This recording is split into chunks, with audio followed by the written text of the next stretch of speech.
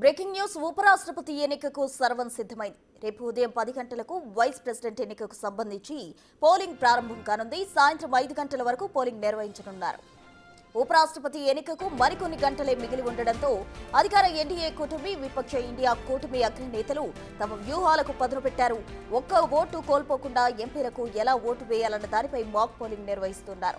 ఈ క్రమంలోనే ఎన్డీఏ కూటమి ఎంపీలతో మధ్యాహ్నం 3:30కు సమావేశం కానున్నారు ప్రధాని నరేంద్ర మోదీ. అనంతరం 4 గంటలకు ఎన్డీఏ పక్ష ఎంపీలకు మాక్ పోలింగ్ నిర్వహించబోతున్నారు. పార్లమెంట్ కాంప్లెక్స్ లోని బాలయోగి ఆడిటోరియంలో ఎన్డీఏ ఎంపీల మాక్ పోలింగ్ జరగనుంది. ప్రతి ఒక్క ఓటు ఎంతో ప్రధానం కావడంతో ఎంపీలు అంతా ఓటింగ్ లో పాల్గొనాలని ఆదేశించారు.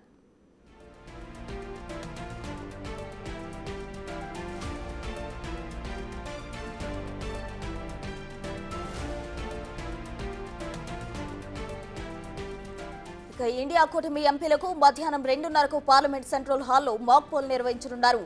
రాత్రి 7:30కు ఏఐసీసీ అధ్యక్షులు మల్లికార్జున ఖర్గే ప్రతిపక్ష ఎంపీలకు విందు ఇవ్వబోతున్నారు.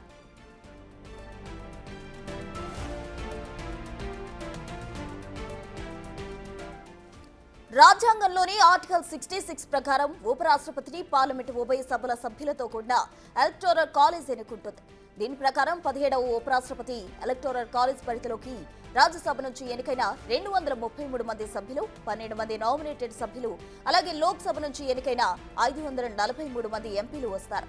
ప్రస్తుతం రాజ్యసభలో 5 స్థానాలు, లోక్సభలో 1 సీటు ఖాళీగా ఉండడంతో మిగిలిన 782 మంది ఉపరాష్ట్రపతి ఓటింగ్ లో పాల్గొంటారు.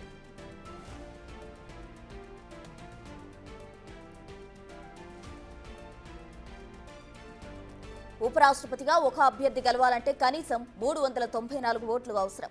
542 మంది సభ్యులున్న లోక్సభలో 293 మంది ఎంపీలు, 240 మంది సభ్యులున్న రాజ్యసభలో 129 మంది సభ్యుల మద్దతు ఎన్డీఏకుంది. ఇక మొత్తం 422 మంది ఎంపీల సపోర్ట్తో ఎన్డీఏ ఇప్పటికే ఆధిక్యంలో ఉంది.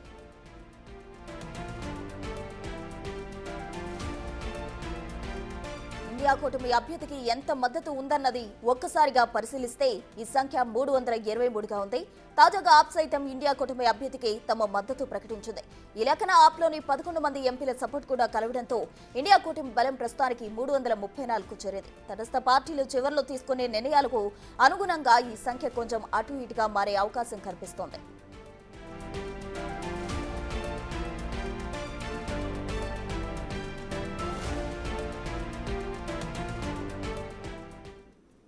ఉపరాష్ట్రపతి ఎన్నికకు సంబంధించి కూడా సర్వం సిద్ధమవుతుంది. అటు ఎన్డీఏ, ఇటు ఇండి కూటమి ఇద్దరు కూడా ఎంపీలకు మాక్ పోలింగ్ నిర్వహించబోతున్నారు. దీనికి సంబంధించి తాజా డీటెయిల్స్ మా ప్రతినిధి శివ అందిస్తారు. ఢిల్లీ నుంచి శివ. రైట్ ప్రసన్న, రేపు ఉపరాష్ట్రపతి అభ్యర్థికి సంబంధించి ఎన్నికల పోలింగ్ అనేది ఉదయం 10 గంటలకు ప్రారంభం కాబోతుంది. ఉదయం 10 గంటల నుంచి సాయంత్రం 5 గంటల వరకు ఈ పోలింగ్ ప్రక్రియ అనేది కొనసాగనుంది. అయితే దానికన్నా ముందు ఈ పోలింగ్లో ఓటింగ్లో పాల్గొనే ఎంపీలందరి సభ్యులందరికీ కూడా మాక్ పోలింగ్ నిర్వహించాలనేది ఇటు కేంద్ర ప్రభుత్వం, మరోవైపు Lok Sabha secretary general CP Modi భావించిన నేపథ్యంలో ఈరోజు లోక్సభలో ఇటు ముందుగా మధ్యాహ్నం 2:30 ఇండియా కూటమికి సంబంధించిన ఎంపీలు ఎవరైతున్నారు విపక్ష పార్టీలు వారందరికీ మాక్ పోలింగ్ అనేది ఈరోజు జరగబోతోంది. మధ్యాహ్నం 2:30 దాని తర్వాత 3:30 ఎన్డీఏ కూటమి ఎంపీలందరూ కూడా ప్రధాని నరేంద్ర మోడీ అధ్యక్షతన సమావేశం కాబోతున్నారు. ప్రధాని నరేంద్ర మోడీతో సమావేశమైన తర్వాత బాలయోగి జీఎంసీ బాలయోగి ఆడిటోరియం ఏదైతే ఉందో పార్లమెంట్ కాంప్లెక్స్లో దాంట్లో ఎన్డీఏ కూటమి ఎంపీలకు మాక్ పోలింగ్ అనేది నిర్వహించబోతున్నారు. అంటే ఓటింగ్ ఏ విధంగా నిర్వహించాలి, ఏ విధంగా ఓట్లు వేయాలి అనే దానిపై వారందరికీ కూడా ఒక అవగాహన కల్పించేందుకు ఈ మాక్ పోలింగ్ అనేది Lok Sabha secretary general PC Modi నిర్వహించబోతున్నారు. దీనిలో మొత్తం ఉభయ సభల్లో మొత్తం చూసుకుంటే కనుక ఇటు ఉపరాష్ట్రపతి అభ్యర్థికి సంబంధించి ఓటింగ్లో పాల్గొనే అభ్యర్థులు మొత్తం 786 ఓట్లు ఉన్నాయి. దాంట్లో మ్యాజిక్ ఫిగర్ అనేది 394. అయితే ఇప్పటికే ఈ విపక్ష పార్టీలకు సంబంధించి బలాబలాలు ఒకసారి చూసుకుంటే కనుక లోక్సభలో ఎన్డీఏ కూటమికి 293, రాజ్యసభలో 129, మొత్తం చూసుకుంటే 422 మద్దతు అనేది ఎన్డీఏ కూటమి ఉపరాష్ట్రపతి అభ్యర్థికి ఉంది. కానీ ఇటు విపక్ష పార్టీలకు సంబంధించిన ఇండియా కూటమి ఉపరాష్ట్రపతి అభ్యర్థి బి సుదర్శన్ రెడ్డి, మాజీ సుప్రీంకోర్టు న్యాయమూర్తి బి సుదర్శన్ రెడ్డికి 330 వరకు మద్దతు ఉంది అనేది 330 నుంచి 334 వరకు కూడా మద్దతు ఉంది. అయితే దీనికి తోడు క్రాస్ ఓటింగ్ కూడా జరుగుతుంది. మా అభ్యర్థి గెలుస్తారు అనేది ఇండియా కూటమికి సంబంధించిన నేతలైతే చెప్తున్నారు. కానీ క్రాస్ ఓటింగ్కి అవకాశం ఆస్కారం లేదు అనేది ఎన్డీఏ కూటమి చెబుతోంది. ఇటు మ్యాజిక్ ఫిగర్ కూడా దాటి మాకు మద్దతు ఎక్కువ ఉంది. అంటే మ్యాజిక్ ఫిగర్ అనేది 394, దానికి దాటి కూడా మాకు మద్దతు ఎక్కువ ఉంది కాబట్టి, అంటే 422 ఉంది. కావాల్సిన దానికన్నా 28 స్థానాలు మాకు ఉన్నాయనేది ఎన్డీఏ కూటమి చెప్తోంది. అంటే అధికారిక ప్రకటనే తరువాయి ఆల్రెడీ మా అభ్యర్థి ముందంజలో ఉన్నారు, గెలిచారు. కానీ ఇక్కడ కావాలని ఇక్కడ ఎన్నికకు అభ్యర్థిని బరిలో నిలిపారు అనేది ఎన్డీఏ అధికార కూటమి అయితే విపక్ష పార్టీలపైన ఆగ్రహం వ్యక్తం చేస్తుంది. మొదట ఏకగ్రీవానికి ప్రయత్నాలు జరిగినప్పటికీ మొదట అంగీకరించింది ఇండియా కూటమి. కానీ మధ్యలో తిరకాసు పెట్టి ఇటు సుదర్శన్ రెడ్డిని తెరమేకి తీసుకొచ్చి అభ్యర్థిగా పోటీ పెట్టారు. ఇప్పుడు ఎన్నిక అనేది అనివార్యమైంది అనేది ఎన్డీఏ కూటమి చెబుతోంది. అయితే ఏదేమైనప్పటికీ ఇంకొక రోజు సమయం ఉన్న నేపథ్యం, అంటే రేపే ఈ ఎన్నికల ప్రక్రియ అనేది ప్రారంభం కాబోతున్నట్లు, ఓటింగ్ ప్రక్రియ ప్రారంభం కాబోతున్న నేపథ్యంలో ఉదయం 10 గంటలకు ఓటింగ్ ఉంటుంది. తర్వాత 5 గంటల వరకు ఓటింగ్ ముగిస్తుంది. తర్వాత 6 గంటల నుంచి 8 గంటల లోపు ఫలితాలు అనేవి ప్రకటించే అవకాశం కనిపిస్తుంది. అధికారికంగా ఎవరు ఉపరాష్ట్రపతి అభ్యర్థి, ఉపరాష్ట్రపతి ఎవరు అనేది ప్రధానంగా అక్కడ అధికారికంగా ప్రకటన అనేది ఉండబోతుంది. కానీ ఈలోపు ఈ రెండు కూటమిలకు సంబంధించిన అభ్యర్థులు వివిధ రాష్ట్రాల్లో పర్యటించి వారికి మద్దతు కూడగట్టుకునే ప్రయత్నం చేశారు. దానిలో భాగంగా అందరికీ కూడా వారు అభ్యర్థించారు తమకే ఓటు వేయాలంటూ కూడా. ఇటు ఎన్డీఏ కూటమి నుంచి మహారాష్ట్ర గవర్నర్ సిపి రాధాకృష్ణన్ ఆయన అన్ని పార్టీలు కలిసి ఆయనకు మద్దతు ఇవ్వాలంటూ కూడా ఆయన కోరారు. మరోవైపు ఇటు ఇండియా కూటమి విపక్ష పార్టీలకు సంబంధించిన బి సుదర్శన్ రెడ్డి, సుప్రీంకోర్టు మాజీ న్యాయమూర్తి సుదర్శన్ రెడ్డి, ఇటు ఇండియా కూటమి విపక్ష పార్టీలకు సంబంధించిన నేతలందరూ కలిశారు. వారికి మద్దతు ఇవ్వాలంటూ కూడా వారందరినీ కూడా విన్నవించారు. తర్వాత ఒక వీడియో కూడా రిలీజ్ చేశారు. ఆత్మ ప్రబోధానుసారం ఓటింగ్ అనేది జరగాలి, తనకు ఓటు వేయాలి అనేది ఆయన అభ్యర్థించినప్పటికీ కూడా ఎన్డీఏ కూటమికి సంబంధించి భాగస్వామ్య పక్షాలు ఏవైతే ఉన్నాయో అవన్నీ కూడా ముందే చెప్పేశాయి, మేము ఎన్డీఏ కూటమికి సపోర్ట్ చేస్తామని. మరోవైపు తటస్థంగా కొన్ని పార్టీలు ఉన్నాయి. ఇప్పటికే తాము తటస్థంగా ఉన్నామంటూ కూడా తెలంగాణకు సంబంధించిన బీఆర్ఎస్ పార్టీ లోక్సభలో వారికి బలం లేకపోయినప్పటికీ కూడా ఎటువంటి అభ్యర్థి లేరు లోక్సభలో. ఇటు రాజ్యసభలో 4 బలం ఉంది. కానీ అయినప్పటికీ కూడా అక్కడ నోటా అనే ఆప్షన్ లేకపోవడంతోనే మేము ఓటింగ్కి దూరంగా ఉంటున్నాము. లేకపోతే ఓటింగ్లో పాల్గొనే వాళ్ళం, నోటాకు ఓటు వేసేవాళ్ళం. అంటే ఎవరికి వేయకుండా మేము తటస్థంగా ఉండాలని నిర్ణయించుకున్నాం. దీనికి సంబంధించి అధికారికంగా బీఆర్ఎస్ అధినేత కేసీఆర్ ప్రకటిస్తారంటూ కూడా ఆ పార్టీకి సంబంధించిన రాజ్యసభ ఎంపీ సురేష్ రెడ్డి తెలియజేశారు. ఇక మిగతా పార్టీలు ఎవరైతే తటస్థంగా ఉంటారో వారు ఎటువైపు ఉంటారు ఏంటనేది కూడా చూడాల్సి ఉంది. కానీ ఇప్పటికే మ్యాజిక్ ఫిగర్ దాటి మెజార్టీ వైపు అయితే ఎన్డీఏ కూటమి ఉంది. కానీ ఇక్కడ మ్యాజిక్ ఫిగర్ లోపే ఇండియా కూటమి ఉంది. కానీ క్రాస్ ఓటింగ్ జరుగుతుంది, మా అభ్యర్థి గెలుస్తారు అనేది ఇండియా కూటమి చెబుతోంది. ప్రసూన, శివ, మీరన్నట్టు క్రాస్ ఓటింగ్ జరగాలంటే ఇంచుమించు 80 నుంచి 90 వరకు ఓట్లు రావాల్సి ఉంటుంది. మరి అంత సాధ్యమయ్యే అవకాశం ఉందంటారా?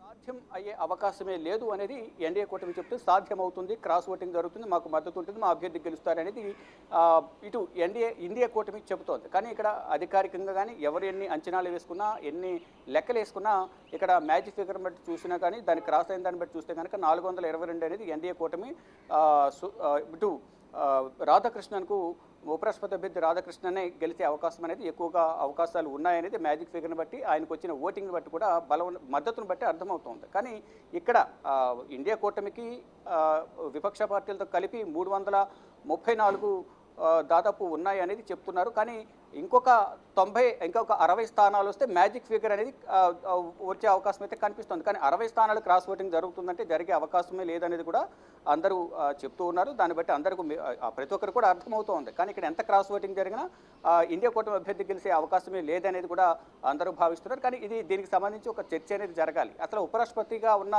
జగదీప్ ధన్కర్ ఎందుకు రాజీనామా చేయాల్సి వచ్చింది అనేది చర్చ అనేది జరగాలి దేశవ్యాప్తంగా అనేది భావించింది ఇండియా కూటమి విపక్ష పార్టీలు. దానిలో భాగంగానే ఈ పోటీ అనివార్యమైంది అనేది కూడా అందరికీ తెలుసు. అంటే ఇటు వర్షాకాల పార్లమెంట్ సమావేశాలు ప్రారంభమైన మొదటి రోజే, అంటే జూలై 21వ తేదీన పార్లమెంట్ సమావేశాలు ప్రారంభమయ్యాయి. ఆగస్టు 21 వరకు జరగాల్సి ఉన్నాయి. కానీ ఈలోపే మొదటి రోజే తన అనారోగ్య కారణాల వల్ల తను రాజీనామా చేస్తున్నట్లు ఆయన ప్రకటించడం.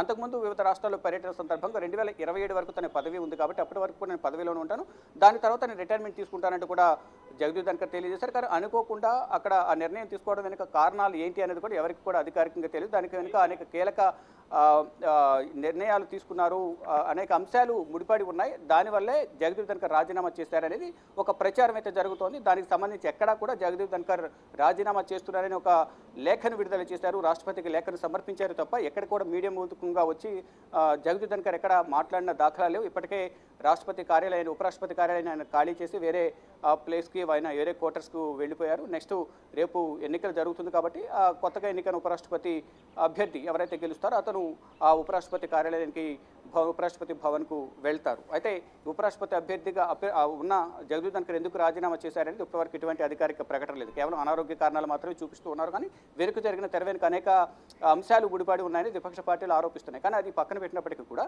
ఇప్పుడు వేరే అభ్యర్థిని పెట్టినప్పటికీ కూడా ఇటు మళ్ళా అధికార పార్టీ విజయం సాధించబోతుంది అనేది మ్యాజిక్ ఫిగర్ని బట్టి అనుకున్న మద్దతును బట్టి అర్థమవుతుంది. ఇక మొత్తంగా చూసుకుంటే మరొక రోజు సమయం ఉన్న నేపథ్యంలో రేపు ఉదయం 10 గంటలకు ఎన్నికల ఉపరాష్ట్రపతి ఎన్నికల పోలింగ్ అనేది జరగబోతుంది. దానికి సంబంధించి ఏర్పాట్లన్నీ కూడా కంప్లీట్ అయ్యాయి. దానికన్నా ముందు మాక్ పోలింగ్ కొంతమంది కొత్త అభ్యర్థులు ఉంటారు కాబట్టి వారికి ఓటింగ్ ఎలా నిర్వహించాలి, ఎలా వేయాలి ఓటు అనేది వారందరికీ కూడా ఒక అవగాహన కల్పించాలి. కాబట్టి మాక్ పోలింగ్ నిర్వహిస్తున్నట్లు కూడా Lok Sabha secretary general PC Modi చెప్తున్నారు. ఆయన ఆధ్వర్యంలో ఎన్నికల ప్రక్రియ జరగబోతుంది.